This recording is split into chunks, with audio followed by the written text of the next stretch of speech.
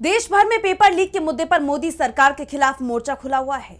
युवा और बुजुर्ग सभी की एक आवाज है, इस पर लगाम लगनी चाहिए, जवाबदेही तय होनी चाहिए।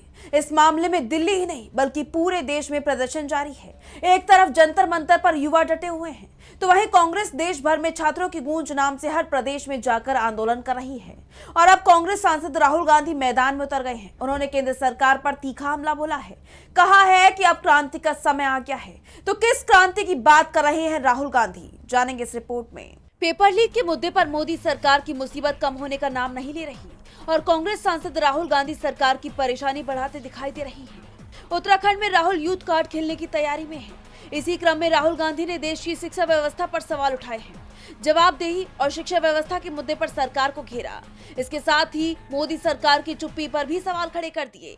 उन्होंने मौजूदा शिक्षा व्यवस्था को बेईमान वसूली का तंत्र बताया और सरकार पर छात्रों का भविष्य संकट में डालने का आरोप लगाते हुए कहा, भ्रष्ट, अन्यायी, पक्षपाती, बेईमान, ये 4 शब्द मेरे नहीं, ये देश के छात्र आज भारत की शिक्षा व्यवस्था के लिए इस्तेमाल कर रही हैं।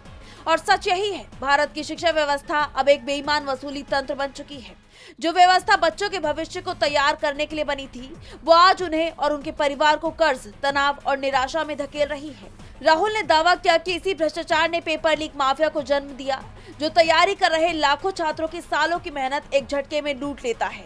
यहाँ दोषी वेंडर्स और अधिकारियों को मिलती है टेंडर और तरक्की, और सजा किसे मिलती है? छात्रों को, जिन्हें टूटे सपनों के साथ अकेले छोड़ दिया जाता है।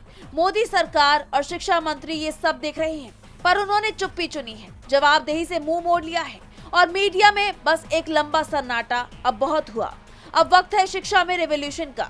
17 जुलाई देहरादून, मेरे साथ आइए, छात्रों की गूंज को और बुलंद करें। बता दें कि सबसे खास बात तो ये है कि प्रदेश कांग्रेस का दावा है कि कार्यक्रम के लिए लाखों छात्रों ने ऑनलाइन पंजीकरण कराया है। और अगर कांग्रेस का ये दावा सच होता है, जमीनी हकीकत में तब्दील होता है, तो ये कांग्रेस की युवा राजनीति का बड़ा शक्ति प्रदर्शन माना जाएगा।